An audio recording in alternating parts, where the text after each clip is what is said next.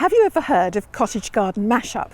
Well, I certainly hadn't until I came here to Heronswood, the home of the Diggers Club, one of the Diggers Club gardens in Australia, to talk to head gardener Bill Bampton about how you create an English cottage garden if your climate and terrain aren't exactly English or indeed very cottagey. And he's got some fabulous tips, which I found really interesting. It's Alexandra here from the Middle-Sized Garden YouTube channel and blog, and I'll put links to the Diggers Club and any other resources we mention in the description below.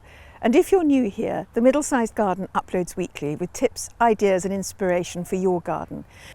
So if you want to see the videos when you open up YouTube, tap the subscribe button, and if you'd like YouTube to tell you when a new video is uploaded, tap the notifications bell. We're here at Heronswood, which is the Diggers Club, and so what message would you like people to take away from this garden when they come and visit?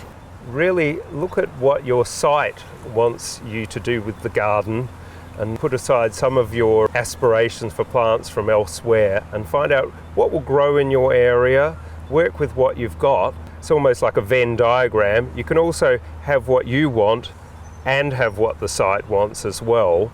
For example, here we've used a lot of succulents, but we've used them in a cottage manner. The founders of the garden here are Clive and Penny Blasey. Were inspired by the great English cottage garden tradition, and they picked this beautiful site facing the sea on the Mornington Peninsula on a very sandy ridge. But a lot of the cottage plants find it hard to manage here. So taking those plants and saying, well, what would be like a foxglove, what forms like a hollyhock, and use plants from Mediterranean regions, some Australian plants from all around the world, and not focusing so much on the traditional palette, but looking at the function the planting is doing for you. So we've done a lot of unusual, perhaps to some people, things here. We've combined lots of flowering annuals like cosmos with large aloes and agave succulents, which again almost transgresses our usual thought of plant categories.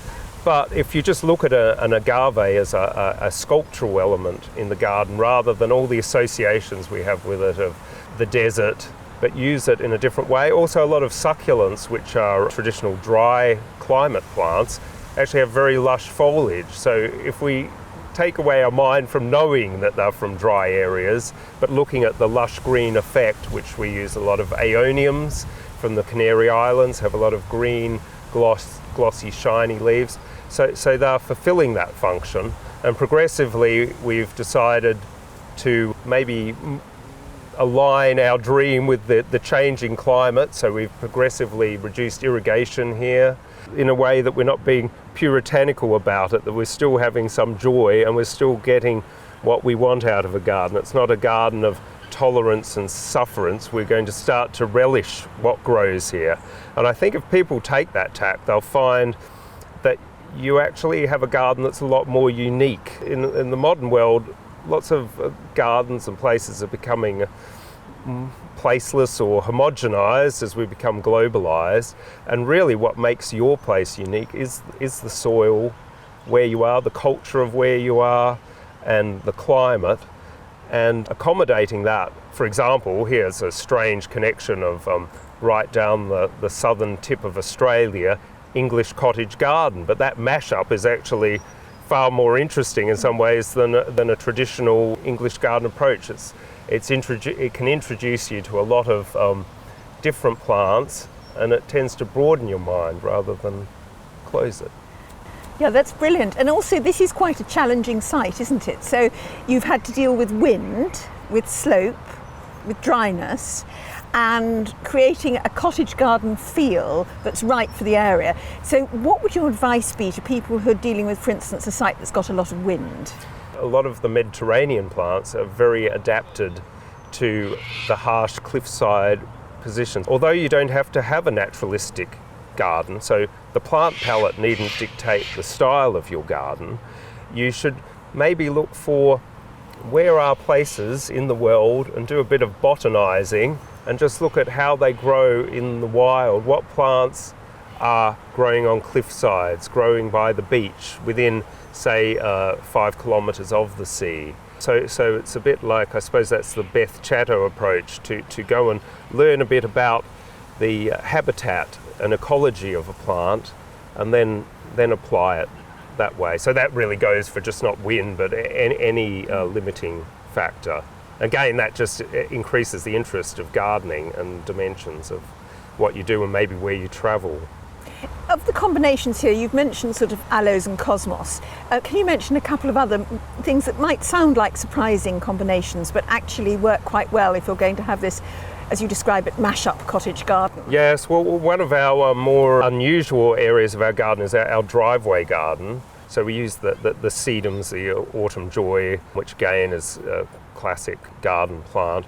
But amongst that, we have Agave attenuata nova, the blue agave.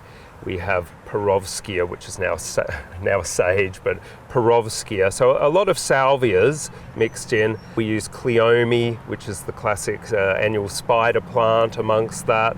We use sunflowers in the yellower sections. With the succulents, we can use cotyledon, the grey cotyledon, with liliums. Really, my approach to gardening here is I've got grounds, mounds and astounds sort of approach I've come up with. So we've used a lot of those rather unusual plants that you're not going to associate the flowering annuals. One that came up by accident, so I can't claim that, but it was amazing, was just a seedling petunia, again amongst Kleinia or Senecio, the chalkstick plant. So what we do is we use those little accents of those colourful plants that come through the year, and we use the seasonality of them with the structure of the succulent. So a lot of those drier succulent plants are like our topiary or our walls, so we use that. And then amongst that we have things like evening primrose. We've got a pink evening primrose. Nepeta, we've got but again we've got this succulent ground cover called Aptenia, which is the sunrose. So tell me about the Diggers Club and how it started and what it's trying to do for gardening. Well, the Diggers Club started, it's over 40 years ago now, in the late 70s, and it was founded by Clive and Penny Blasey. Clive had come from a traditional background of big gardening businesses, and he realised that at that stage it was a stage in gardening before the cottage garden revival and interest in what's old is new, and especially in Australia with a small population, all of the old-fashioned garden favourites were just being thrown out in favour of the newest, latest model, which mightn't have been the best, but it was what they were marketing, and people just couldn't find the old-fashioned cottage garden plants. So it started out as a cottage garden business, preserving heirlooms, and it had that mission of safeguarding them so they didn't disappear. So he started out a very small seed company in South Melbourne, and then he moved here as his gardener, because it's a very inner city part of Melbourne, moved out here to this cottage garden. So the garden here actually has a lot to do with the experimental thought of how Diggers developed. And it started off with that interest in cottage gardens, but then it got a deeper environmental aspect to it. He was actually very much inspired by the classic TV show, The Good Life. So there was an element here of digging up the garden, and there were lots of vegetables planted. There were a lot of camellias here that got pulled out, and he put in avocados, because he said if he's going to water something, it should provide food. That's the background of the parterre garden that we went to before, with the ornamental vegetables, using vegetables as an ornament. So increasingly, preservation of food, heirloom food and seeds became part of the Diggers' mission. And Clive went and did an exchange with Seed Savers in America and started to look at preserving some Australian heirloom seeds. So the mission sort of ballooned and got wider than just gardening, but I think gardening is actually a wider message of an environmental message. And his other thing is that a lot of nursery businesses are nursery businesses, they're not gardening businesses. And I think a lot of the best nurseries around the world have a garden element associated with them, and they're run by gardeners who are growing plants for the garden and that they've trialled in a garden, not plants that present well in a pot and are commercial. So again, that has really affected how we grow things here, because we're really trialling plants here and seeing how they're performing. We discussed how we're trying to improve the adaptability of plants to harsh conditions. So another initiative we've had is like the one drip garden plant. He sells plants with how many drips of water they need and has been campaigning for water saving for many years. The Diggers Club is Australia's largest garden club. We have over 70,000 members across Australia, and it's a really great first port of call for people who are new to gardening to find out how to do things. So we produce a catalogue and a magazine which is really quite informative, and we provide information services for people to find out how to go about growing your own food in particular, but also how to create a beautiful cottage garden in the Australian climate. All of our plants have climate codes so people can find out what's appropriate for their area. And again, I think that's why our garden here, because it's the home of the Diggers Club, it's got to be true to the home gardener. So one of our things is we try to do things that people can do in their own home. We don't get expensive sculpture commissions or great hard landscaping. Part of our thing is being down to earth, so we've got to try and think like the home gardener. It's also why some of our areas are in very domestic size situations instead of grand vistas, because we want people to come here and take ideas back to their own home. There's an area outside the back door of the gallery, I think, which was, just solid concrete, and you broke it up, but the gardeners did it together. You built the stone wall, and you reused planks that that had been found. So you're all doing it in almost a non-expert way. That's like, it's exactly right. We're intentionally, we won't say non-professional, but we're intentionally amateur, because again, I think that's part of the initial cottage garden, and that kind of rebellion against horticulture became very professionalised, and it took the do-it-yourself message away from gardening. And so we use metal pickets and things that people would be able to buy at an agricultural shop. We're doing things that we would do, but it also creates a look that is very hard for a professional gardener to achieve. It's very hard for professional garden designers with professional landscapers to produce a true cottage garden, because they just can't let themselves be as either ramshackle or, we very much relish the fact that we did the stonework ourselves. Is there any other advice you've got for people wanting to do a sort of cottage garden mashup for their own terrain?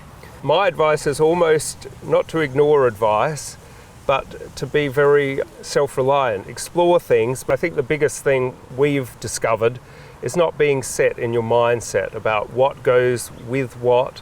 It's your site will help you dictate the limits of what you can grow, even down to colours and things. We've got some very unusual mixes of, like, we had amaranth that came up in our pastel border that just came up from the compost, bright red amaranth. And we thought, wow. So I think that the cottage garden response is trying to go with the flow, and I think a lot of gardeners can beat themselves up trying to achieve something that they see on a screen or in a magazine, but really the most interesting thing is you expressing yourself through your site and what's available to you.